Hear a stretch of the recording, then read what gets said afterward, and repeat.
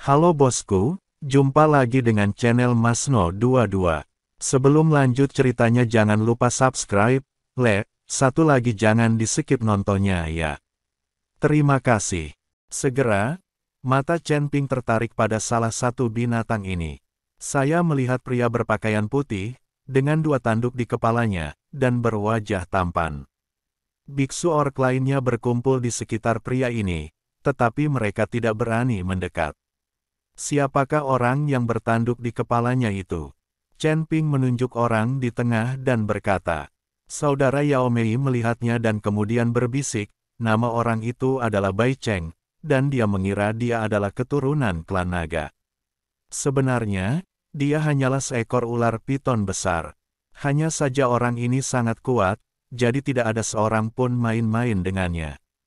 Keturunan klan naga. Chen Ping tertegun dan memandang Bai Cheng dengan hati-hati. Kalian pasti tahu kalau ular naga secara alami akan berubah menjadi naga jika bertanduk. Orang ini bertanduk, jadi mungkin saja dia benar-benar seekor naga. Bagaimana dia bisa ditangkap? Chen Ping bertanya. Kalau begitu aku tidak tahu. Mungkin orang-orang ini tidak dibawa masuk. Lagi pula, orang-orang ini berada di bawah pohon kuno itu setiap kali mereka keluar. Kami tidak bisa melewatinya. Kami pasti akan dipukuli jika kami melewatinya. Saudara Yao Mei berbisik. Pohon kuno itu bukan milik keluarganya, dan ini adalah penjara, bukan kang mereka, jadi mengapa dia tidak membiarkannya lewat? Ketika Chen Ping mendengar ini, dia tersenyum dingin dan berjalan menuju pohon kuno. Melihat ini, saudara Yao Mei buru-buru menghentikannya dan berkata, jangan pergi ke sana. Mereka memiliki banyak orang, dan saya tidak tahu tingkat kekuatan Bai Cheng telah mencapai apa. Jika kekuatannya sangat kuat, bukankah kita akan rugi besar jika pergi ke sana? Saudara Yao Mei mencoba menghentikan Chen Ping, tapi bagaimana dia bisa menghentikannya? Tepat ketika Chen Ping dan saudara laki-laki Yao Mei sedang berkelahi, Bai Cheng mendongak dan menoleh dengan penuh perasaan. Saat mata Chen Ping bertemu, mereka langsung merasakan kekuatan satu sama lain. Ketika para biksu orc di bawah pohon kuno melihat ini, mereka semua berdiri dan siap mengambil tindakan. Tepat ketika Chen Ping dan saudaranya Yao Mei hendak mendekati pohon kuno itu, Bai Cheng mengedipkan mata, dan dalam sekejap, lebih dari selusin biksu berkumpul di sekelilingnya. Ketika saudara laki-laki Yao Mei melihat ini, wajahnya berubah ketakutan. Dia melepaskan Chen Ping dan berlari mundur agak jauh. Saat ini, menjaga diri adalah hal yang paling penting. Dia tidak tahan lagi dengan Chen Ping. Ketika saatnya tiba, Yao Mei dan saudaranya tidak akan mampu menahan pukulan. Lebih dari selusin biksu, semuanya berada di alam Mahayana tingkat pertama atau kedua, mengepung Chen Ping. Chen Ping menatap para biksu ini dengan sedikit rasa jijik di bibirnya. Wah, ini bukan tempat asalmu, pergi. Seorang pria dengan mata seperti ular berbisa berkata dengan dingin kepada Chen Ping. Apakah ini tempat kantoumu? Bisakah kamu mengurus kemana aku ingin pergi? Kamu sudah di penjara, kenapa kamu begitu hebat? Kata Chen Ping sambil mendengus dingin. Untuk sesaat, lebih dari selusin biksu tercengang. Mereka tidak pernah menyangka bahwa Chen Ping, seorang biksu di alam kesengsaraan, bisa begitu merajalela. Menghadapi selusin dari mereka, biksu Mahayana, tidak ada sedikit pun rasa takut. Bukan saja dia tidak takut, tapi dia bahkan berbicara kasar. Wah, kamu gila sekali. Apa menurutmu kamu tidak bisa membunuh orang di penjara, jadi kamu tidak takut sama sekali? Sudah kubilang, aku punya banyak cara untuk membuat hidupmu lebih buruk daripada kematian. Pria itu berkata dengan ekspresi marah. Kematian bukanlah hal yang paling menakutkan. Di tangan para biksu ini, ada banyak cara untuk membuat hidup lebih buruk daripada kematian. Kalau aku tidak salah, kamu menjelma dari siluman ular kan? Budidaya itu tidak mudah, jadi pergilah dan tinggallah sendiri. Jika kamu benar-benar membuatku kesal, aku akan mencubit 7 incimu dan memotongmu menjadi beberapa bagian. Chen Ping memandang pria itu dan tersenyum dingin. Nak, jangan terlalu sombong. Ketika pria itu mendengar ini, dia sangat marah. Dia melambaikan tangannya dan selusin biksu Mahayana mendekati Chen Ping. Saudara Yao Mei menatapnya dengan wajah khawatir. Ada biksu lain yang mengawasi dari kejauhan, tetapi tidak ada yang berani melangkah maju untuk membantu.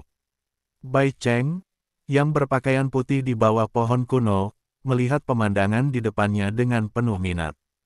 Dia memiliki rasa arogansi dan memang memiliki temperamen naga. Namun, ketika selusin biksu mengerumuni Chen Ping, Bai Cheng tercengang. Sosok Chen Ping langsung seperti hantu, berpindah-pindah di antara selusin biksu. Segera setelah itu, semua biksu terlempar dan tertimpa keras di bawah pohon kuno. Lebih dari selusin biksu yang berada di alam Mahayana tingkat pertama atau kedua tidak mampu melawan di depan Chen Ping, yang berada di alam kesengsaraan tingkat 9. Apakah ini terlalu keterlaluan? Kamu. Pria itu bangkit dan menatap Chen Ping dengan kaget. Dia bisa merasakan bahwa Chen Ping tidak menggunakan seluruh kekuatannya. Jika dia menggunakan seluruh kekuatannya, mereka pasti sudah lama mati. Anda harus tahu bahwa Chen Ping hanyalah biksu tingkat 9 di alam kesengsaraan. Meskipun mereka hanya alam Mahayana tingkat pertama dan kedua, ada lebih dari 10 alam Mahayana tingkat pertama dan kedua. Beku alam Mahayana tingkat setidaknya sama baiknya dengan alam Mahayana tingkat keempat. Bagaimana Chen Ping mengalahkan mereka dengan begitu mudah? Apakah kamu tidak membuat hidupku lebih buruk daripada kematian? Chen Ping bertanya sambil tersenyum. Pria itu tidak berbicara, tetapi kembali menatap Bai Cheng. Pada saat ini, mata Bai Cheng sedikit menyipit, dengan ekspresi yang sangat serius di wajahnya. Melanjutkan, mulut Bai Cheng perlahan mengeluarkan dua kata. Setelah mendengar ini, pria itu sedikit mengernyit, tapi masih ada tatapan tajam di matanya, lalu dia melambaikan tangannya dan berkata, "Ayo pergi bersama. Aku tidak percaya dia benar-benar bisa mengalahkan lebih dari selusin dari kita." Petik 2. Setelah mengatakan itu, pria itu memimpin selusin biksu dan menyerang Chen Ping lagi. "Beri aku sesuatu yang tidak tahu malu." Chen Ping mendengus dingin dan tiba-tiba mengayunkan tinjunya. Bang bang bang. Di bawah tatapan kaget semua orang, lebih dari selusin biksu Mahayana dipukul lagi oleh Chen Ping. Kali ini, Chen Ping tidak menahan diri. Semua beku ini terjatuh ke tanah dan tidak dapat bangkit lagi. Pria itu bahkan muntah darah, dengan ketakutan di matanya. Karena Chen Ping tidak bisa memperlihatkan aura manusianya, dia hanya menggunakan kekuatan para orc. Jika semua kekuatan dilepaskan, tak satu pun dari orang-orang ini akan selamat. Lebih dari selusin biksu terluka parah dan jatuh ke tanah, dan tidak satu pun dari mereka dapat berdiri. Ribuan biksu yang hadir semuanya menonton dengan tatapan kosong, dan suasananya sangat sunyi. Saudara Yao Mei bahkan mengusap matanya dan menatap Chen Ping dengan tidak percaya. Kalian bisa melihat kegembiraan dan harapan di mata saudara laki-laki So Mei. Dia tahu bahwa masih ada harapan baginya untuk meninggalkan tempat yang menyedihkan ini. Chen Ping jelas bukan biksu biasa. Pasti ada identitas yang menakutkan di balik Chen Ping. Ribuan biksu memiliki wajah yang penuh ketakutan. Jumlah mereka sangat banyak, dan bukan berarti tidak ada yang menantang mereka di bawah pohon kuno, tetapi mereka semua kembali dipukuli.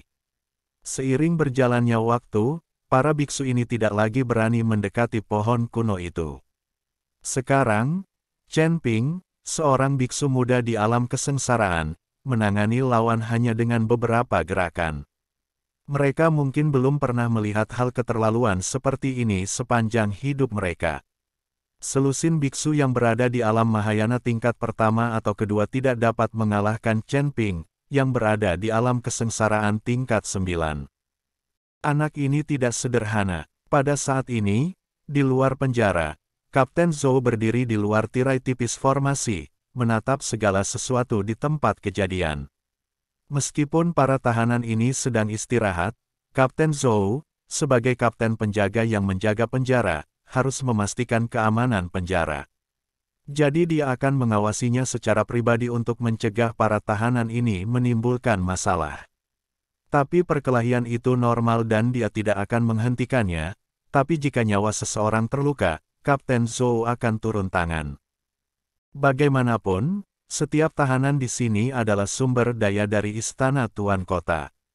Jika dia mati dan sumber daya terbuang percuma, Kapten Zhou akan bertanggung jawab.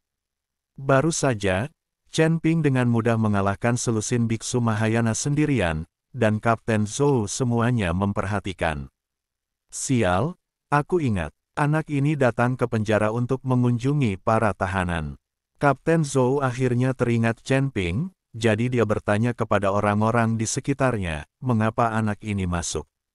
Dia memukuli Qiu Yu, tuan muda keluarga Qiu, dan langsung ditangkap. Seorang penjaga di sebelahnya berkata, "Pukul Qiu Yu, anak ini sepertinya sengaja memprovokasi, kan?" Kapten Zhou sedikit mengernyit dan berkata, "Saya tidak tahu tentang itu, tapi setelah anak ini dipenjara, Bos Liu, yang membeli batu roh peri, mengirimkan 500 koin roh emas ungu. Sepertinya identitas orang ini tidak sederhana. Kalau tidak, mengapa Bos Liu rela mengeluarkan uang? Anda tahu Bos Liu sangat pelit." Penjaga di sampingnya berkata kepada Kapten Zhou, "Saat kamu mengatakan itu masuk akal. Bahkan Liu Zongnan yang membayarnya, tapi dia masih tidak tahu siapa anak ini. Apakah dia kerabatnya?" Kapten Zhou memandang Chen Ping dengan hati-hati, seolah dia ingin mengetahui menembus Chen Ping. "Kapten, haruskah kita menghentikan anak ini? Jika dia memulai konflik dengan Bai Cheng, aku khawatir." Penjaga itu maju dan berbisik. Tetapi sebelum dia selesai berbicara, Kapten Zhou melambaikan tangannya dan berkata, "Jangan khawatir.